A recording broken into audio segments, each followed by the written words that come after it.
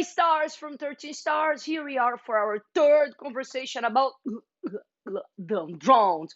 Samantha and Rachel are back to our mornings, and here we are in the on Thursday, okay, the day after everything that happened in the lake and everything that happened during school day, okay. Samantha, our villain, Samantha, hero, Samantha, anti-hero, Samantha, I don't know how to call her. She's terrified about everything that she saw in the course of the day at school. First of all, she resaw, okay, Rachel, that was not supposed to be there, once she drowned into the lake the last day, okay. Then all those fast moves that she performed in front of Samantha. Thirdly, drinking 3 bottles of water without even breathing. Fourthly, the fly, swallowing a fly that's flying around at lunchtime. No, definitely Rachel is even weirder than she was before. Okay, but okay, Samantha flushes home, okay? She doesn't want to be at school any second more. As soon as she arrives home, she tries to avoid her little sister Jessica, who is always right, okay? She went to her room and tries to focus on the homework. What's impossible? One, because she's not used to do homework. Secondly, because she had all these hallucinations in her mind. In the background, she listens to mommy ordering some pizza because she's not in the mood to cook dinner. And then she goes downstairs to have this pizza time with family. She decides to sit with daddy at the sitting room and watch some news, okay? Begging the news to present anything about Rachel. But no, there's nothing about Rachel. No smoke about anybody looking for Rachel who is missing because she's not missing, okay? And not dead. I don't know. I really don't know what's going on. The fact is that the pizza arrives, she starts eating, like trying to focus on the news and not even pay attention to what she has in her slice. But when she first touches the slice of pizza, it feels like seaweed, sand, and every gross thing that you may find underwater. She fastly spits on the plate back, and when she looks back at the plate, it's regular pizza. OMG. Well, she stays there with daddy still watching the news when the telephone rings. The landline. Who has landlines nowadays, okay? And daddy kindly asks her to answer to the phone. Hello, and do you know what's on the other side of the line? Nothing but Samantha listens to Rachel's voice saying, bad girls always get what's coming to them. And the line goes dead. Ho! Samantha, you are in trouble. Well, she goes upstairs back, okay, and it's exactly the time that she doesn't want to come, okay? She's alone in her room again, okay? And she tries to focus in somewhere else. And when she looks at the wardrobe, it's leaking. Yeah, leaking. The wardrobe is leaking. And she remembers that the sketchbook had been thrown there. And she gets the sketchbook, Rachel's sketchbook, and starts taking a look, okay?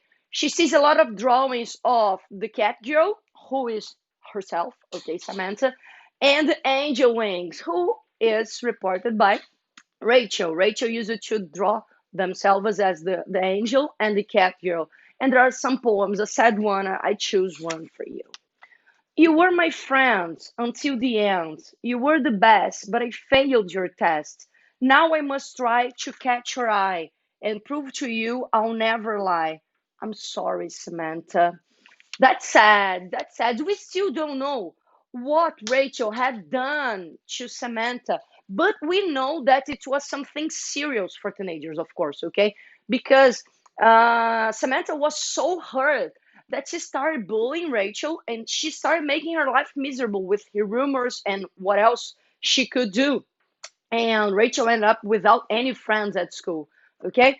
Well, there are more poems, okay? More poems are presented, but when she reaches the last page, that is when Rachel was drawing the lake exactly in the moment when Samantha arrives there, okay, before murdering her. The image starts moving, moving, moving, and moving. And that's gross, okay, because the image that started moving reports exactly what happens at the day. I mean, Samantha pushing Rachel inside the lake, and everything that happens inside the water, okay, the vines and the seaweeds wrapping like Rachel's legs, and reports her drawing and being killed. Okay, that's gross. But when Samantha looks back at the sketchbook, the images are clean again, the water is crystal clear, and so on. Samantha is terrified. Okay, and to make things worse, it's shower time, and there she goes to have a bath. Okay, last thing that she would like, but mom speaks loudly, shower time, and there she goes. She decides to use some mom's products, okay, fancy products, but no way, you know what happens. The water starts going up, upper her ankles, and she was pulled. And she starts drawing inside the tube, and she feels the vines exactly what happens when you enter in a lake. Okay, she feels the vines in her legs. She feels the seaweed. She can smell the rotten water. Okay, and finally, she sees Rachel pushing her down. Okay.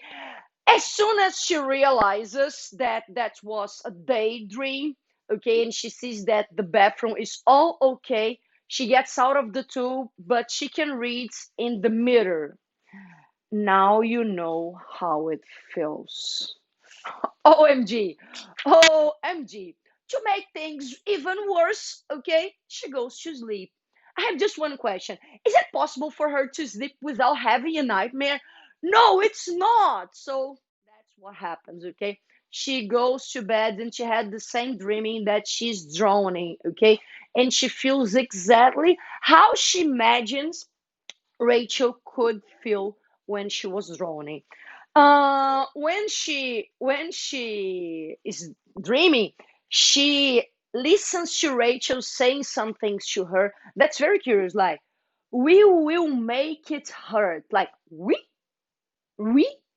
Like, it seems that there's more than one person inside Rachel, let me put things like this, that is punishing Samantha for everything that happens. I don't know. And then another quote in page 47. When you did the same to us, like when you did the same to us, that's lend me the same imagination, okay? Well, she had the same dream of being drowned. When she wakes up, she realizes that she's in her room and that she was dreaming, okay? A nightmare, in fact.